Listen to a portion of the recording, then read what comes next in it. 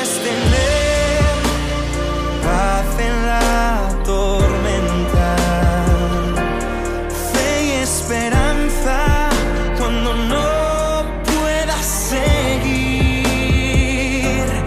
y aun con tu mundo hecho pedazos. Muy bien.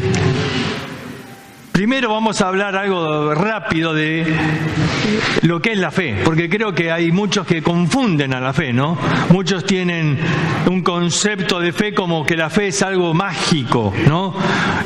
Algo que vos le pedís a Dios y Dios te da, como si fuera el genio de la lámpara de Aladín, ¿no?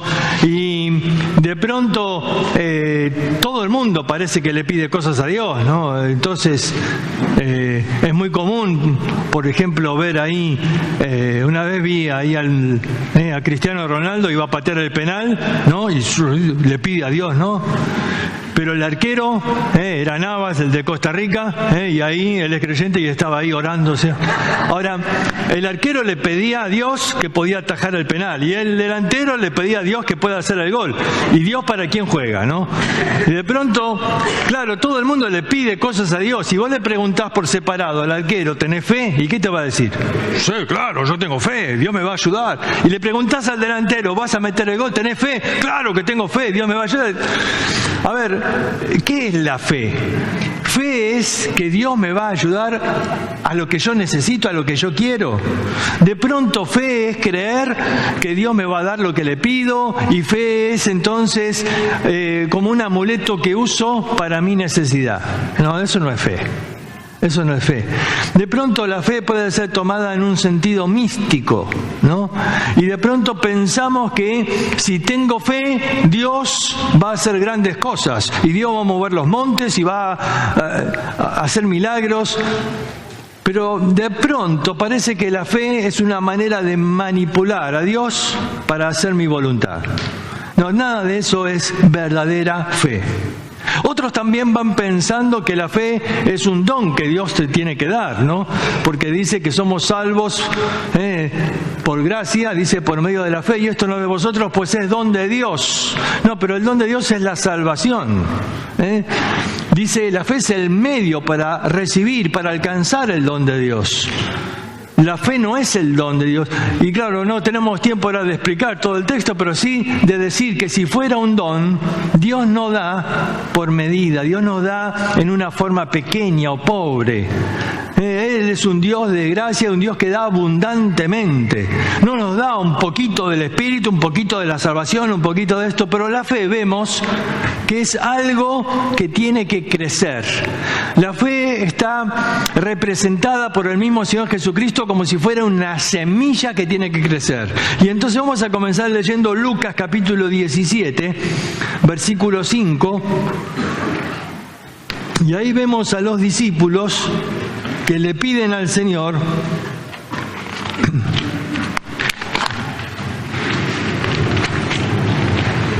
Lucas 17:5 dice, dijeron los apóstoles al Señor, aumentanos la fe.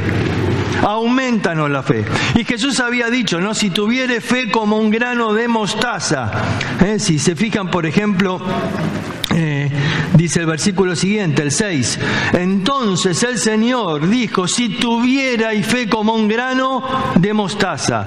¿Ves el concepto de fe como algo pequeño? Un grano de mostaza dice que es la semilla más pequeña que hay en la tierra. Algo pequeño, pero ¿por qué Jesús utiliza este ejemplo de la semilla del árbol de mostaza? Porque después se convierte en el arbusto más grande de la tierra. Algo muy pequeño, pero que puede crecer y puede llevar fruto y puede ser algo grande. ¿Ves? La fe no es un don, sino que la fe, dice, viene por el oír, ¿qué? La palabra de Dios. La fe viene por el oír la palabra, y yo necesito oír la palabra para que mi fe crezca. La fe necesita ser alimentada por la palabra, la fe necesita ser regada por la palabra. La semilla necesita del agua para que pueda crecer.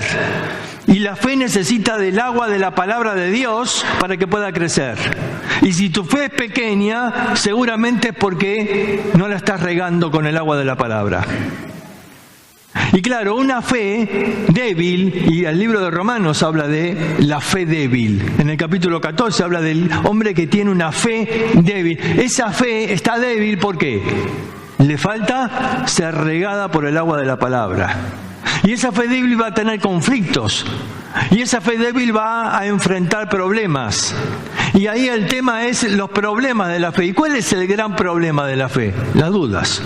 Las dudas. Las dudas son el gran problema que la fe tiene que enfrentar. Ahora, las dudas no son pecado en sí mismo. Las dudas es un conflicto, una crisis, como si fuera la enfermedad de la fe. Y dice Romanos capítulo 14, versículo 5, que el que duda sobre lo que come es pecado, porque todo lo que no proviene de fe es pecado. Pero no es pecado la duda, sino el hacerlo igual. La persona no sabe si está bien o está mal. Bueno, no me importa, lo hago igual. ¿Ves? Está pecando porque no tiene fe, no lo hace con fe. La duda es el conflicto, es la crisis.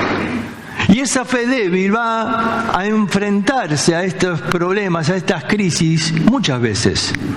Y quisiera mencionar algunas causas de la duda. A ver, ¿qué provoca dudas en nuestro corazón? ¿Qué es lo que hace que la fe de pronto tambalee? Vamos a ver 6 causas. La primera de ellas es la información corrompida. La información corrompida. Hoy vivimos en un tiempo que está de moda el término fake news, ¿no? ¿Saben qué es? Noticias falsas. Está de moda porque se habla mucho en los medios de cómo el Internet ha hecho que haya tantas noticias, pero uno no sabe si son verdaderas o falsas. Y por ejemplo ahora en época de campaña política abundan muchísimo las noticias falsas. Y de pronto uno no sabe si es verdad o es mentira lo que está escuchando. Esto provoca entonces reacciones. Uno reacciona sobre cómo puede ser que tal persona haga eso, pero resulta que todo era falso. Bueno, ¿saben quién es el que inventó la fake news? ¿Saben? ¿No? Satanás. Sí. Él es homicida y dice Jesús que es mentiroso y el padre de toda mentira. Y la primer mentira se la dijo a Eva. Y ahí está la primer noticia falsa. Cuando Eva estaba mirando el fruto y Satanás le dice, y comelo. No, Dios me dijo que si como, ¿qué? Voy a morir. Y de repente dice, no morirás. Mentira, es noticia falsa, no morirás, sino que sabe Dios que si comes vas a ser como Él. Le está distorsionando. Y ante esa información, la fe de Eva empezó a tambalear. Empezó a dudar de la palabra de Dios. Empezó a dudar, ¿será verdad? ¿Será mentira? ¿Será que Dios no me está ocultando la verdad? ¿Será que Dios tiene otros propósitos? ¿Otros motivos por el cual no quiere que coma? De pronto la información que Eva recibió afectó su fe. La duda empezó a entrar. Hoy vivimos en tiempos donde la fe del cristiano está invadida por información falsa. Información que viene a través de todos los medios y que van de alguna manera haciéndote tambalear en la fe. Por eso tenés que tener cuidado con qué información estás permitiendo en tu vida. De cuál es la fuente de esa información. Y de pronto está ahí el alumno en la escuela y su mente es invadida por lo que Pablo le decía a Timoteo, la falsamente llamada ciencia. La falsamente llamada ciencia, porque van poniendo como verdad cosas que no pueden comprobar, que no saben si son, simplemente la falsamente llamada ciencia, y ponen ahí argumentos y cosas que realmente para poder creerlas necesitan más fe que nosotros. Y te van diciendo, ¿no? Porque la evolución y la gran explosión que dio origen a todas las cosas. Y la verdad es que hay que tener demasiada fe para creer todo eso. Hoy se habla de algo maravilloso, ¿no? Algo que estaba ya en el Salmo 139, ¿no? Del libro de la vida, el libro de la creación. Dice, en tu libro estaban escritas todas las cosas que después fueron formadas. Y hoy se habla del libro del genoma humano, ¿no? Que con 4 letras nada más, hay más de 3.000 billones de letras, con esas 4 en diferentes combinaciones, como si fuera un vocabulario, que forman un libro donde está toda la información genética que determina lo que eres. Dicen que esa información, si la pusieras a estirar así, llegaría de acá al sol 200 veces ida y vuelta. Ahora, toda esa información nos habla de la existencia de un Dios que te creó con un propósito, que te diseñó, que te hizo. ¿Ves? Es imposible que un libro sea fruto de la casualidad. Es imposible que un libro sea fruto del azar. Es imposible que agarremos un montón de letras, las tiremos así y aparezca este libro. Es imposible. La información determina un ser inteligente que la haya compuesto. Alguien dijo este ejemplo, ¿no? Si vas ahí y ves en la playa y ves a la arena con un dibujo de ondas, puedes pensar que el viento o el agua la formó.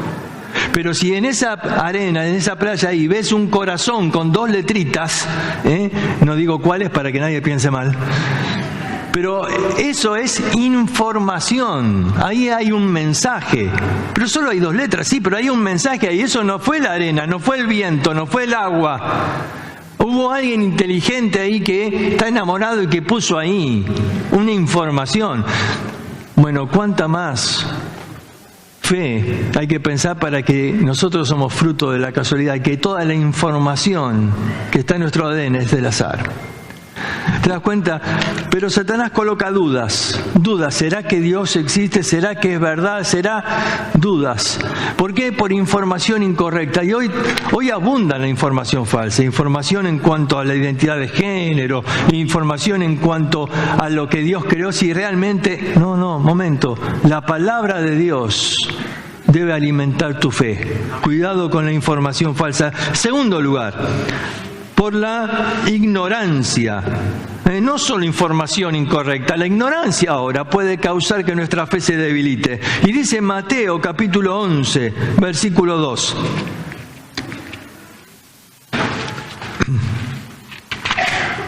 Mateo 11, 2. Y al oír Juan el Bautista, no Juan el apóstol, Juan el Bautista estaba en la cárcel, y al oír Juan en la cárcel los hechos de Cristo, le envió 2 de sus discípulos para preguntarle, ¿eres tú el que había de venir o esperaremos a otro? Ahora vemos acá a Juan con una duda. ¿Será que este realmente es el Mesías o tenemos que esperar a otro? Y uno parece que le dan ganas de decirle, pero Juan, ¿no te acordás que hace un año atrás vos lo bautizaste? Y viste la voz, escuchaste la voz del cielo que decía, este es mi Hijo amado. ¿No viste el cielo abierto y al Espíritu Santo que descendía como una paloma y se posaba sobre él? ¿No dijiste vos, Juan, este es el Cordero de Dios que quita el pecado del mundo? ¿Qué pasó? ¿Qué pasó? ¿Por qué ahora dudás? ¿Por qué ahora estás preguntando si este es el que había de venir o esperaremos a otro? Juan es el más grande de los profetas, dijo Jesús.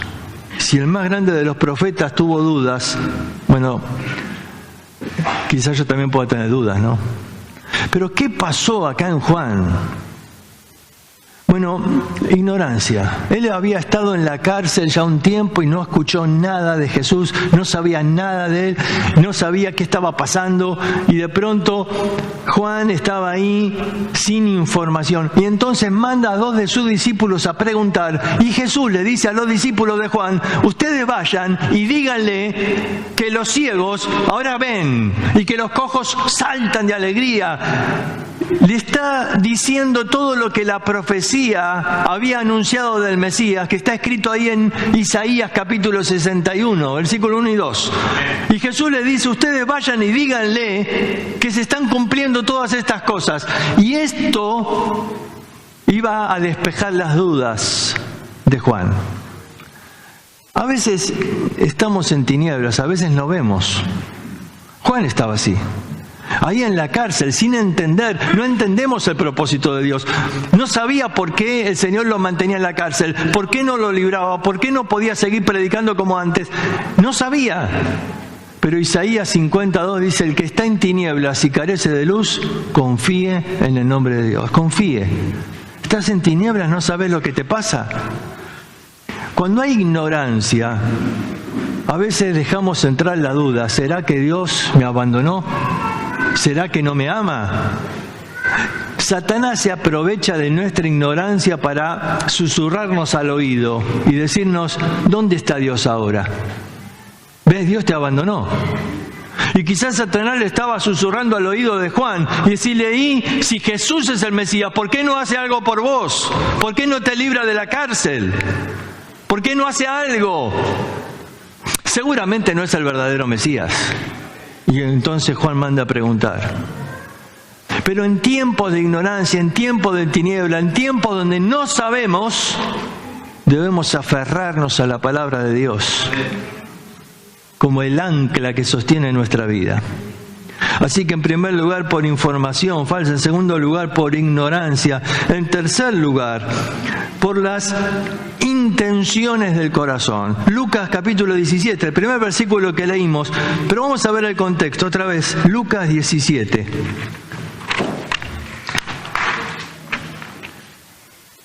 Cuando los discípulos le dijeron a Jesús, aumentanos la fe, ¿se acuerdan?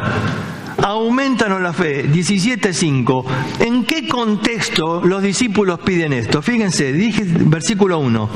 Dijo Jesús a sus discípulos, imposible es que no vengan tropiezos, mas hay de aquel por quien vienen. Mejor le fuera que se le atase al cuello una piedra de molino y se la arrojase al mar, que hacer tropezar a uno de estos pequeñitos. Mirad por vosotros mismos, si tu hermano pecare contra ti, repréndele. Y si se arrepintiere, perdónale. Y si 7 veces al día pecare contra ti, 7 veces al día volviere a ti, diciendo me arrepiento, perdónale. Dijeron los apóstoles, Señor, ¿qué? Aumentanos la fe. ¿Cómo? A ver, en este contexto vos dirías, auméntame la fe. ¿Cuál es el problema de que te falta fe para perdonar al hermano? Porque si 7 veces viene al día, escúchame bien, 7 veces en un mismo día, 7 veces, ¿no? Viene ahí y te pegó y te dice, perdóname. Bueno, está bien, te perdono. Pasa 1 hora y viene otra vez, te vuelve a pegar y te dice, perdóname. Pero escúchame, la segunda. Bueno, pero ¿me perdonás o no? Bueno, está bien. Pero viene una tercera vez. Cuando me da la 6ª piña, ¿todavía lo seguís perdonando? Y Pedro dice, auméntame la fe, Señor, porque yo a la tercera lo reviento. Porque vos dijiste, Señor, que cuando te pegan de un lado, ¿qué tenés que hacer? Poner la otra mejilla. Yo ya puse las 2, pero a la tercera me acordé del otro texto, más bienaventurado es dar que recibir. Y ahí le empiezo a dar. No, 7 veces, Pedro. Auméntame la fe, Señor. A ver, en mi corazón, yo no quiero perdonarlo. La intención del corazón es a veces algo que lucha. Si no quiero hacerlo, no quiero. Muchas veces no es un problema de que no podemos, sino que no queremos hacer algo.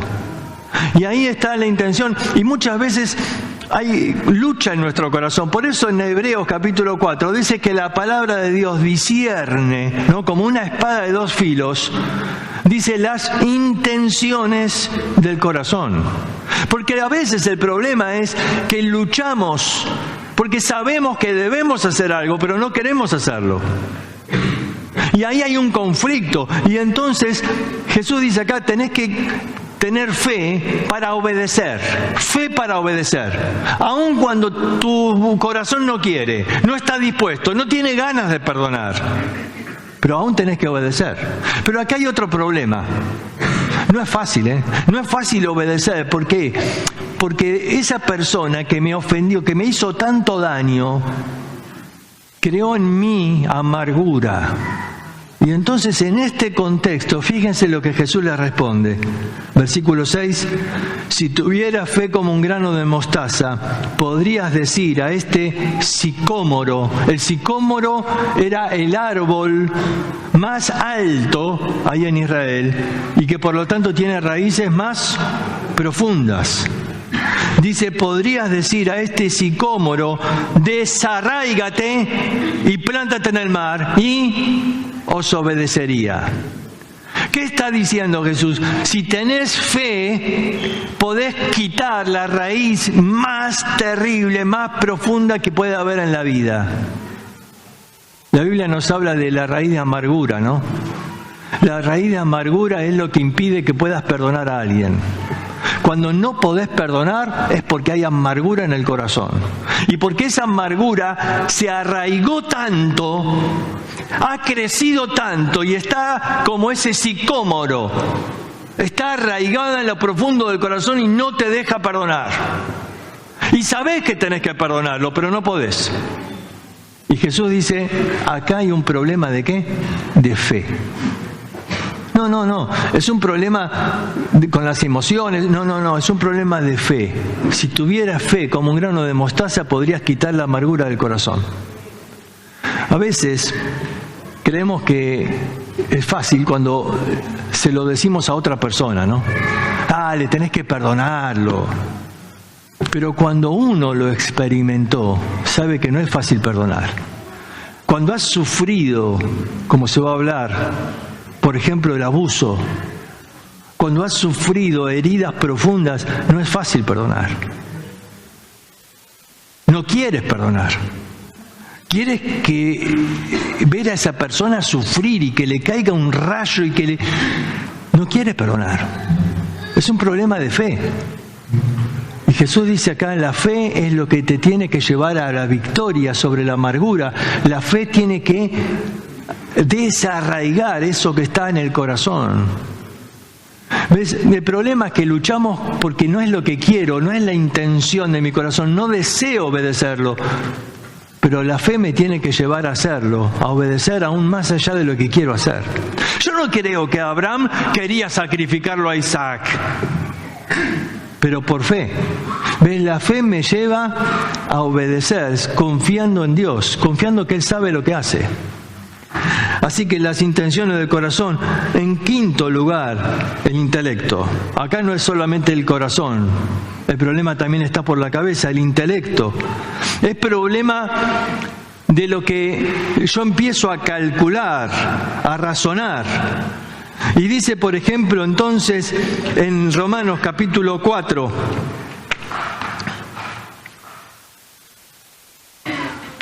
Romanos 4, 18 y 19.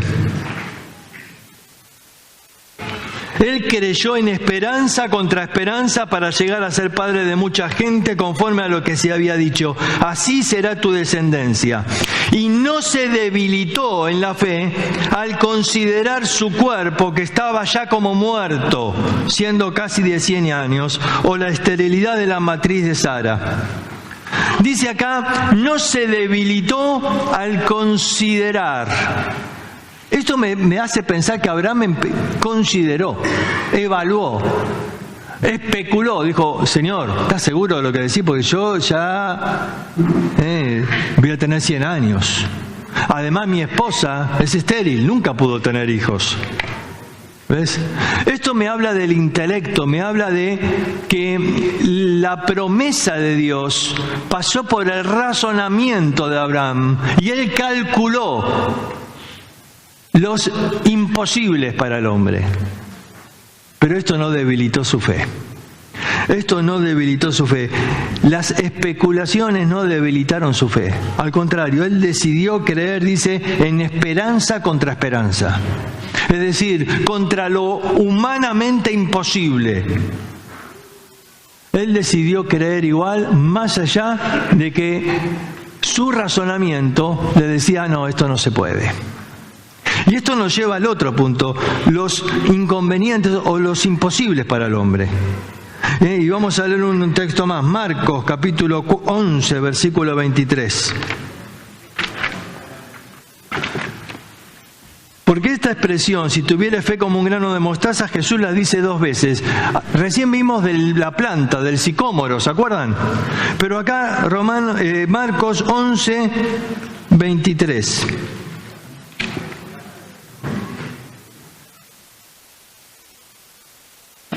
Había Jesús secado la higuera, dice el versículo 20, y pasado por la mañana vieron que la higuera se había secado. Entonces Pedro, acordándose, le dijo, Maestro, mira, la higuera que maldijiste se ha secado. Respondiendo Jesús le dijo, tened fe en Dios. Porque de cierto os digo que cualquiera que dijere a este monte, quítate y échate en el mar, y no dudare en su corazón, sino creyere que será hecho lo que dice, lo que diga le será hecho. Por tanto os digo que todo lo que pidiereis orando, creed que lo recibiréis y vendrá. Ahora, cuando Jesús habla del monte acá, no está hablando literalmente de una montaña. Muchos han dicho, sí, la fe puede mover montañas, pero ¿has visto a alguien mover montañas? ¿Qué significa? ¿Que nadie tiene fe? Aparte, si movemos las montañas, hacemos un lío, ¿no? Siempre digo que una vez estuvimos casi a punto de entrar en guerra con los chilenos, ¿se acuerdan? Estuvimos cerca, por un conflicto al canal de Beagle, ¿no? Y decíamos, bueno, si los creyentes tenemos fe, movemos la cordillera un poquito así y se cae toda el agua, ¿no? Ahora, ellos pueden tener fe, pero les va a costar más, porque estamos más lejos de nosotros. ¿Eso es lo que dijo Jesús? ¿Eso es lo que dijo de mover los montes? No. Para un judío, un monte era un impedimento, un obstáculo que te impide servir a Dios. Un monte es un obstáculo. Mover un monte es mover esos obstáculos. Cuando un rabino era alguien experto en remover los problemas que te impedían en el servicio a Dios, se lo llamaba un removedor de montañas. En Zacarías capítulo 4, cuando había un ejército que impedía, el ejército de Persia, que impedía que el pueblo reconstruya el templo, Zorobabel era el gobernador, y viene Zacarías con el mensaje de Dios y le dice, vos colocá una piedra más en el templo, no te hagas problema, pero está el ejército enemigo. Dice, ¿cuál es el gran monte? ¿Cuál es el gran monte? Delante de Dios va a ser reducido a llanura. Le está diciendo, ¿cuál es el gran problema? El ejército delante de Dios va a ser reducido a llanura. Vos seguís haciendo la obra de Dios. El mensaje del profeta es, ¿cuál es el gran monte? A ver, ¿cuál es el gran problema que te impide servir a Dios? Y Jesús acá está diciendo, mira, si tenés fe como un grano de mostaza, podés sacar esos montes. Dios se ocupa del problema. Está la higuera acá que no dio fruto. ¿Qué es esto? Era el pueblo de Israel. La higuera representa a Israel, que el Señor maldijo porque no llevaba fruto. Parecía que los sacerdotes, que toda la religiosidad de Israel estaban siendo un impedimento para que Jesús haga la obra. Dice, no, ¿te das cuenta? Dios puede secar la higuera. A ver, ¿cuál es el imposible que te impide avanzar, que te impide hacer la obra de Dios? ¿Cuál es? Dios puede sacarlo. Tener fe como un grano de mostaza es suficiente. No hay nada que pueda impedir que Dios haga la obra. Y entonces dice que todo lo que pidieres orando. Cuando oramos en la voluntad de Dios, no hay nada que sea imposible para Él. Miren, a principios de este año, en enero, tuvimos una visita en casa. No voy a decir los nombres ni el país para no... por seguridad. Pero tuvimos una visita de un matrimonio en casa. Ellos estaban sirviendo al Señor en un país donde hay persecución. Y nos contaba la historia de que al marido, al misionero, lo habían llevado preso. Y la esposa lo estuvo buscando en distintas cárceles, nunca lo pudo encontrar. Toda una semana había pasado. Todos le dijeron: es inútil, olvídate, despedite de él. Ella pidió a la iglesia que oren. Y ella dice: hoy voy a hacer el último intento, lo voy a encontrar. Y fue a una cárcel. Como siempre le dijeron: no, acá no hay nadie así con ese nombre. Y cuando ella sale caminando, ve una oficina, una puerta abierta, y ve algunos pasaportes. Y vio uno que le llamó la atención, había uno verde. Los pasaportes son todos azules o negros, ¿no? Pero los de Brasil son verdes. Y ella cuando lo vio, dijo: este es el de mi esposo. No tenía ninguna seguridad que fuera. Pero ella le dijo a este policía que estaba con ella ahí: yo sé que mi esposo está acá, y ahí está su pasaporte. Usted tiene que sacarlo de acá. Me tiene que ayudar. Y este hombre le dijo: bueno, haga lo siguiente. Vaya al aeropuerto y consiga 2 pasajes. Y yo, si está acá, lo llevo para ahí y usted lo saca del país. Así que ella se fue al aeropuerto. Este hombre va, busca el pasaporte, busca entonces, y cuando llega a la cárcel, a la prisión, lo ve que estaba con una capucha y atado. ¿Eso saben qué significaba? Que estaba listo ya para llevarlo a ejecutar. Ya estaba listo para llevarlo a ejecutar. Entonces él lo toma, lo saca, justo antes de que venga el otro que tenía que llevarlo, porque ya lo habían preparado para llevarlo a ejecutar. Lo saca y lo pone en una camioneta. No le dice nada de a dónde lo lleva. Él cree que lo están llevando para ejecutar. Y él lo lleva al aeropuerto. Y cuando está en el aeropuerto y le saca la capucha, ¿quién estaba delante de él? Su esposa.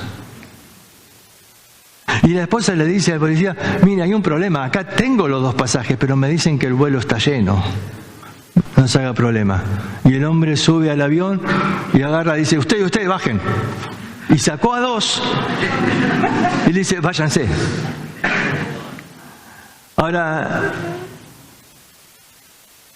¿ustedes creen que todo esto es casualidad? La iglesia estaba orando por él esa noche. Y no hay impedimento para Dios. Él puede mover el monte que sea necesario. ¿Ves? El monte, el obstáculo acá parecía imposible, pero no hay imposible para Dios. Él puede moverlo. Él puede sacarlo cuando es eso lo que Él quiere. Ahora, nosotros tenemos que entender la última. La última es el incumplimiento de las promesas. Vamos a Hebreos capítulo 11. Hebreos capítulo 11. Y dice en el versículo, vamos a leer 2, el 13, primero: conforme a la fe murieron todos estos sin haber recibido lo prometido, sino mirándolo de lejos y creyéndolo y saludando y confesando que eran extranjeros y peregrinos sobre la tierra. Acá dice que murieron sin recibir lo prometido, pero aún así lo miraban de lejos y creían y los saludaban. La palabra saludar acá es la palabra para despedir, como de alguien que se despide. ¿Llegaste alguna vez tarde a tomar el micro o el tren y se fue? Y ahí van todos tus amigos y te miran por la ventana y se fue, llegué tarde. Y ahí lo despedís. Bueno, esa es lo que describe el versículo. Que me muero, murieron, dice, y no vieron la promesa, no recibieron lo prometido. Lo creían, sí que lo creían. Pero no era tiempo y no lo recibieron. Pero los saludaban y dice, y ellos confesaban que eran extranjeros y peregrinos. Y dice el versículo 39, y todos estos, aunque alcanzaron buen testimonio mediante la fe, no recibieron lo prometido. Y uno dice, ¿pero cómo? ¿No es que Dios siempre cumple sus promesas? A veces alguien dice, no, mira, yo estaba seguro que Dios iba a contestar mi oración. Yo estaba seguro que Dios me iba a sanar a mi hijo. Yo estaba seguro que Dios me iba a hacer mantener este trabajo y me echaron. Y parece que Dios no da lo prometido y entonces nuestra fe, ¿qué pasa? Se va a pique. Y entramos en una crisis de fe, entramos en dudas. Y decimos, ¿para qué? ¿Para qué me esforcé? ¿Para qué viví para Dios? Mirá, y nos sentimos derrotados. ¿Por qué? Porque estuvimos teniendo expectativas equivocadas. Estuvimos teniendo expectativas equivocadas. De pronto, el incumplimiento de las promesas nos hace dudar. Nos hace pensar que nuestra fe fracasó. Pero este es un error. El problema no está en las promesas, el problema no está en la fe, el problema está en mis expectativas que estaban equivocadas. El problema es que yo tengo que confiar que Dios va a hacer su voluntad. Y acá dice que Dios no le dio lo prometido porque estaba proveyendo Dios alguna cosa mejor para nosotros. A ver, Dios quería darnos algo a nosotros, y entonces no les dio el reino a Israel, porque si les daba el reino, ¿y qué pasaba con nosotros? Y la iglesia, y el plan de Dios, y la salvación para que sea predicada en el mundo entero, ¿qué pasaba con todo eso? Entonces les dijo a ellos, miren, ustedes esperen un poco, ya les voy a dar el reino más adelante, pero no se lo voy a dar ahora. Y no es que Dios falla la promesa, no es que Dios no cumpla la promesa, simplemente la pone en espera, en stand-by. Dice, ay, esperen, el reino, ya va a haber tiempo de darles un reino. Pero yo ahora tengo otro plan, yo ahora quiero hacer otra cosa. Y cuando Dios demora la promesa, es porque está queriendo hacer algo más profundo. Es porque tiene un plan que quizás nosotros desconocemos, pero la fe se aferra al plan. La fe confía. La fe dice, mira, esto le pasó a los amigos de Daniel. Ellos estaban ahí, amenazados de ser echados al horno de fuego. Y el rey les pregunta, ¿tu Dios te puede librar? ¿Y ellos qué dijeron? Estamos absolutamente seguros que puede librarnos. Si Dios nos quiere librar, no existe fuego en este mundo capaz de quemarnos. No importa que lo recalentaron 7 veces, recaliéntenlo 70 veces, no nos va a quemar, porque nuestro Dios nos puede librar de lo que sea. Pero si no lo hace, es porque quiere que muramos en el fuego y nos va a dar el privilegio de ser mártires y de honrarle con nuestra muerte. Porque nosotros vamos a seguir siendo fieles a ese Dios. Ese testimonio de estos 3 amigos fueron un impacto tremendo, no solo para el rey, por todas las épocas, para enseñarnos una tremenda lección. Que nuestra fidelidad no depende de que Dios me dé lo que yo quiero. Si me da lo que quiero, amén, gloria a Dios, y voy a disfrutar y alabar a Dios porque me libró del fuego. Pero si no lo hace, yo voy a ser fiel a Dios igual. ¿Por qué? Porque Él tiene sus propósitos, porque Él sabe por qué. Porque si no lo hace, quizás Él está queriendo dar otro mensaje, el mensaje de que vale la pena morir por Cristo. Lo que yo tengo que entender es que nada debe debilitar mi fe. Nada debe debilitar mi fe. Mira, muchos creyentes se han debilitado en la fe por culpa de que Dios no les dio lo que ellos querían. Tenían expectativas de que sí, porque estoy orando y Dios me va, y puse un negocio y me va a ir bárbaro. Y de pronto cambiaron las leyes, se vino todo abajo y uno dice, yo pensé que Dios me iba a bendecir. ¿No pensaste que quizás no era eso lo que Dios quería? Que quizás Dios tiene otra cosa. Que quizás el problema está que te desviaste del camino. Y Dios está diciendo, no, ese no era el camino que yo quería para vos, es este otro. ¿Cómo voy a bendecir algo que te va a llevar a un destino que yo no quiero? Y de pronto tengo que confiar y aferrarme con una fe firme.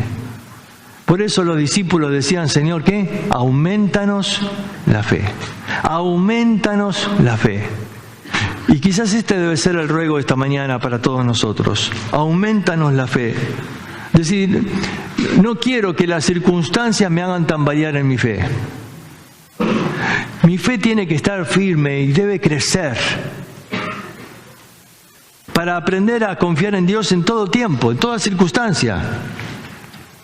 Yo sé que a veces nuestra fe se debilita porque dejamos de regarla con la palabra de Dios, porque dejamos que nuestra mente se llene con la información que viene de este mundo. Una información donde va dejando afuera a Dios de la vida y donde de pronto nos volvemos como el mundo, metidos, interesados solamente en las cosas de esta vida y no entendemos que somos extranjeros y peregrinos, que estamos de paso, que tenemos que vivir pensando y mirando el cielo. Ese sí es nuestro hogar, ese sí es nuestra casa. Lo de acá es pasajero. No pierdas tu fe, no dejes que el enemigo ponga en conflicto tu fe. Yo creo que el problema de Eva es qué estaba haciendo Eva ahí escuchando a la serpiente, en lugar de estar disfrutando de la voluntad de Dios, estando con su marido en otro lado, ¿no? ¿Qué hacía ahí? ¿Qué hacía ahí? Escuchando a alguien y dándole la oportunidad de que llene la mente con dudas. ¿Ves? El problema es a quién estás escuchando. Porque la palabra de Dios va a hacer aumentar la fe, pero si vas a estar escuchando al enemigo, va a poner conflictos en la fe. El conflicto, los problemas de la fe vienen cuando de pronto comienzo a escuchar la voz del enemigo. ¿A quién estás escuchando en esta mañana? Quizás notas que tu fe se está debilitando. Bueno, es tiempo entonces de volver a escuchar la palabra. ¿Vamos a orar?